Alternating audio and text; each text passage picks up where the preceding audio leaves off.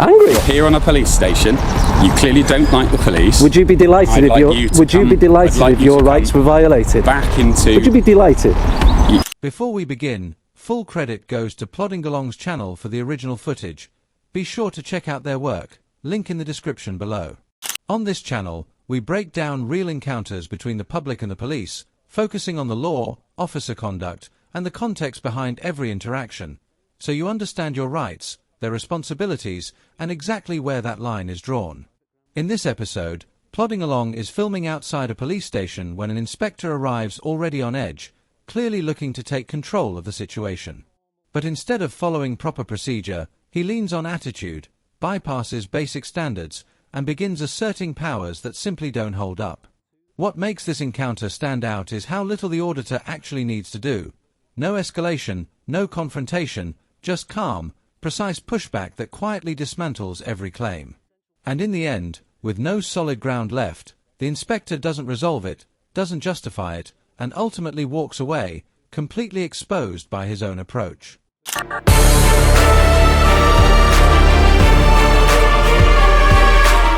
You're actually on privately run grounds, so it's a police station. Ah, I see. If you'd like to come to the public area... Would that be privately run on the basis that it's publicly funded? Yeah, but that's not relevant to the fact that it's public infrastructure. It's highly relevant. Hold on. It's highly relevant. You're trespassing on the police station. Okay. Is trespass a civil or a legal matter? Is trespass a civil or a legal matter? Do you have a request of the police? Yes, answer the question. Is trespass a civil or police matter? Do you have a request? I'll answer the question for the benefit of my viewers. I think what you're here to do is to ask silly questions. It's a civil matter. It only becomes a police matter when it's aggravated trespass. If you could you do me one favour just to carry on with this consensual conversation? Provide me with three forms of address.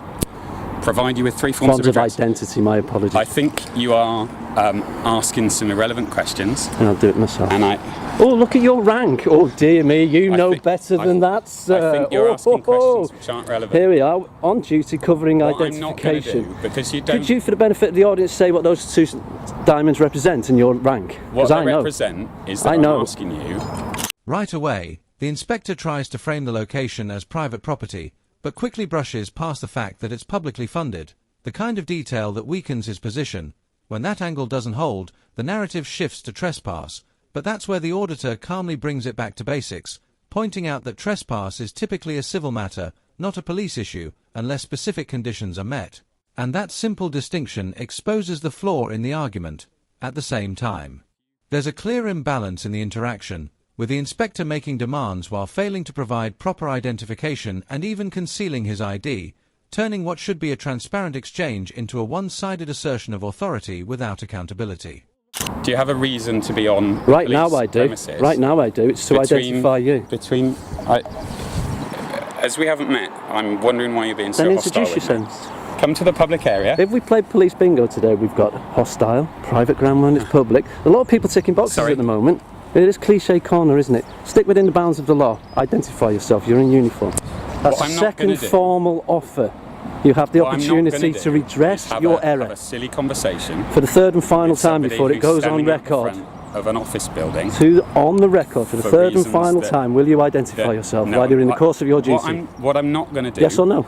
Is I'm not going to give you permission to Okay, you're not identifying yourself. This is no longer a consensual conversation. Onto the internet. I will take it up with your superiors. You don't have permission to put that video on the internet. You don't have my personal permission. Tell me the law that precludes me from doing it. You're not in a public place. Tell me the law that precludes me from doing it. I'm telling you that I'm not giving you personal permission to put any video onto the internet. Don't need it. But just so that you know. Did you watch the Twin Towers come down? That is relevant. Did you watch the Twin Towers come down? Goodness me. Did you? You're one of these. Okay. Oh, one of these. Bingo time, boys. Here we go. You're going to tell me that the police knocked the Twin Towers down or something like that? No, don't be silly. As the exchange slips out of his control, the tone changes, and that's when the hostile label gets introduced. Yet nothing about the auditor's behavior shifts. He remains calm, measured, and focused on simple, direct questions. But that composure becomes a problem when it can't be pressured into compliance. From there, the situation escalates into misinformation, with the inspector claiming personal permission is required before footage can be published, which isn't a misunderstanding, it's an attempt to assert authority that simply doesn't exist, Officers don't have the power to control or veto lawful recordings, and when calm behavior is reframed as hostility while non-existent rules are introduced, it reveals that this is no longer about maintaining order. It's about ego, control, and reacting to being challenged in real time. Public place, and we can keep talking. There we go. At the moment, there's people who are. Did your constabulary put these council painted lines down? They have no What do relevance to they public do? roads. They're public. It's publicly funded. No, this, 1972 Criminal This isn't Justice publicly Act, funded. Section There are 33, there are signs implied at the rights of front. access, there are signs at the front which that I've say read that and I've no recorded public access beyond and this narrated point. to, and I haven't It been sounds anywhere. like you're an angry man. Anywhere You're an that I angry shouldn't man be. who doesn't like public Do you services. think personal insinuation is the way for a senior officer to behave? This is an observation. You seem to be very angry. Angry? You're here on a police station. You clearly don't like the police. Would you be delighted I'd if like your you to Would you come- be delighted I'd like if you to your rights come were violated? Back into. Would you be delighted? No, you very wouldn't. argumentative, and it's Oh, far that's a less. crime, isn't it? What happen to you with the constitutes police. Or you authorisation? have a I'm asking general you now, as a dislike member of the public public. services. I work in a public I service. think that you've got a general dislike of the police. I work in the public service. Okay. This is where the argument really starts to unravel. When the inspector tells him to move to a public area, it completely contradicts the earlier claim of private property, and that's exactly what gets exposed. The auditor points to the double yellow lines running outside the station, clear indicators of public highway enforcement, something you simply don't find on genuinely private land, and then reinforces it further by referencing established legal principles around public access. Grounding the entire point in law rather than opinion, instead of engaging with any of that, the inspector sidesteps the issue entirely and resorts to labeling him as angry, which doesn't address the facts, it avoids them, and in doing so, shifts the interaction away from professionalism and into something far more reactive, where emotion replaces authority and the original position falls apart under scrutiny. People came to where you worked to start arguments with a hostility towards what you do. They'd be allowed to film, I and I'd think- have to identify myself.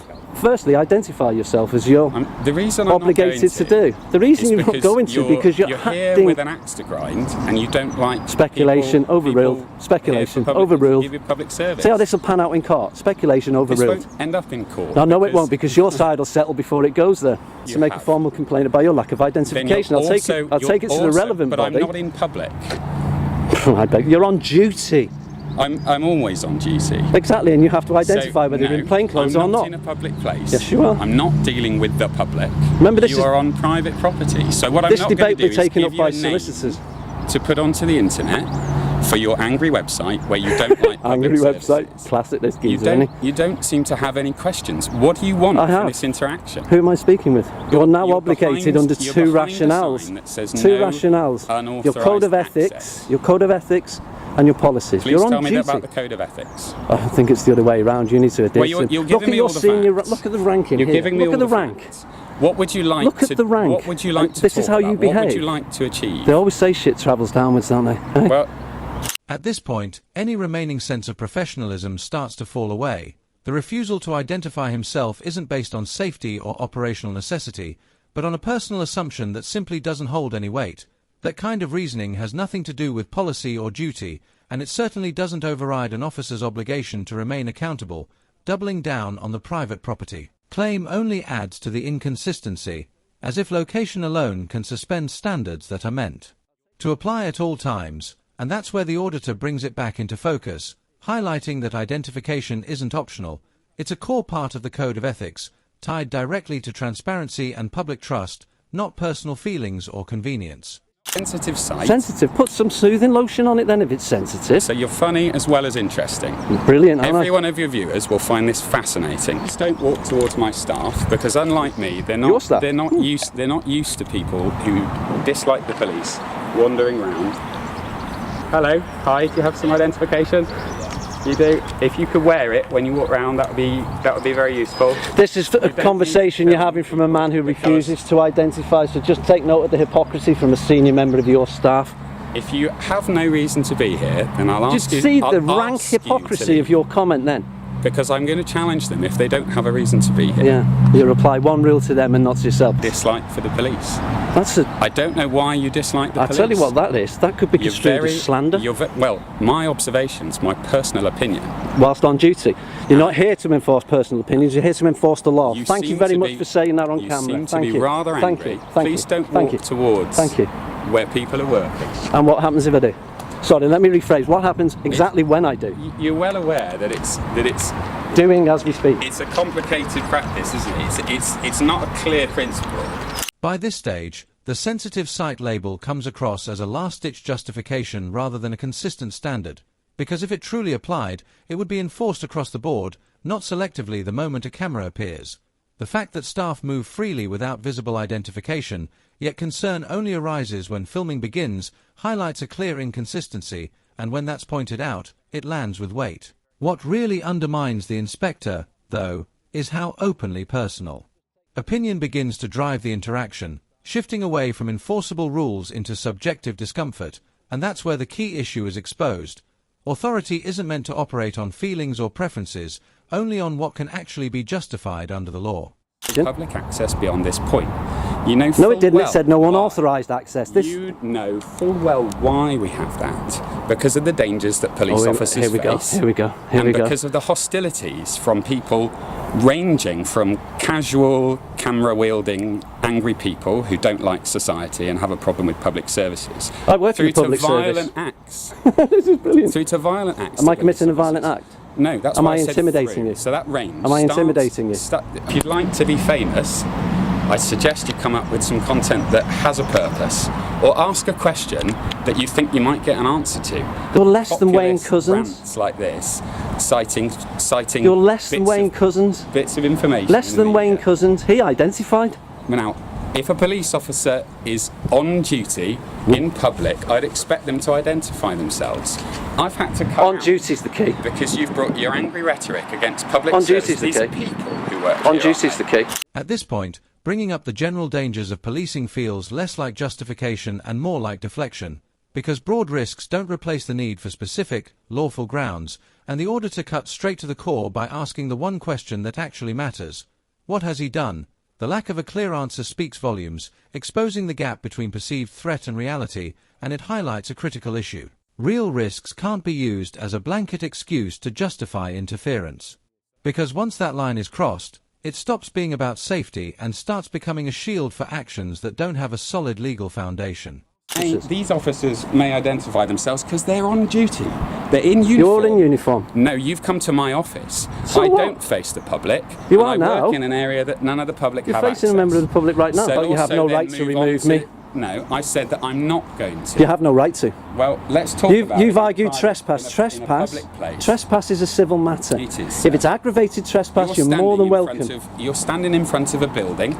Said building. Which you don't have a right to stand in front Standing. of. And the moment you start intimidating staff coming in and out of the main I'm not intimidating anybody. That's a false accusation. You're making a false accusation on record. An aggravated trespass. You're making a false accusation. You're standing in front of the double security door false to some accusation. Infrastructure which carries a risk and a false threat. Reporting is a crime under the 1967 Criminal Act. You do realise that, don't you? If those staff are intimidated by your presence, then you'll find yourself liable to be dealt with under aggravated trespass, which is a criminal intent. So I'm going to leave you with the officers who are on duty. For final time, you're going to intimidate my staff with your angry rhetoric, which we've heard so many times. Then learn the it's lessons. Called conspiracy theories. And people are very enthusiastic about it. Are you going to identify yourself, sir? No. This is the final escalation, and it's a risky one. With no evidence of disruption, obstruction, or interference, the inspector shifts to accusing intimidation, attempting to elevate a lawful presence into something far more serious. But that claim doesn't hold up, because aggravated trespass requires clear, deliberate disruption, not perceived discomfort or assumptions. What's happening here is a clear pattern, where each argument is replaced the moment it fails, and when nothing sticks, the situation is reframed to appear more serious than it actually is, revealing a move away from enforcing the law and towards stretching it beyond its limits. If you stand out the front of this building, then you may be committing an aggravated trespass, because through harassment and... Who's the injured party? If you let me finish. Who's the injured party? If you let me finish. Who's the injured party? I will answer that question with words. Member of staff, If you'll they're on let duty. me- They if cannot you be let me- harassed, if alarmed you and let me- distressed. If No. you let me, We've played if you bingo let me before. Stand out And they're the on front. duty. If you stand out the front, intimidating them to prevent them doing their lawful activity, If- coming to work, if then you'll speculative. find yourself liable. Have I committed that offence?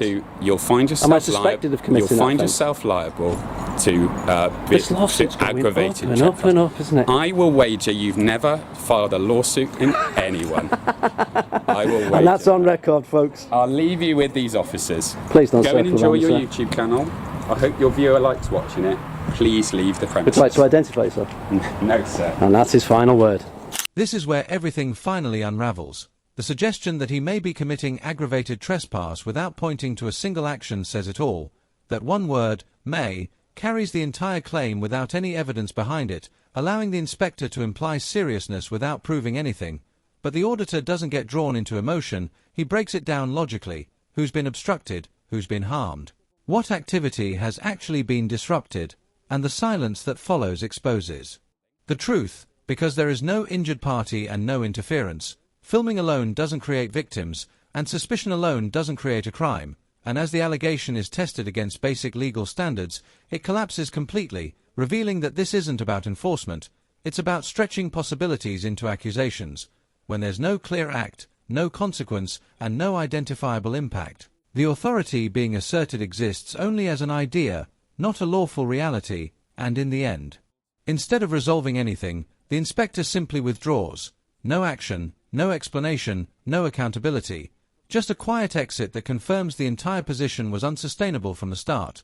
If you found this breakdown valuable, make sure to like, share, and subscribe to support the channel and keep real accountability in the spotlight.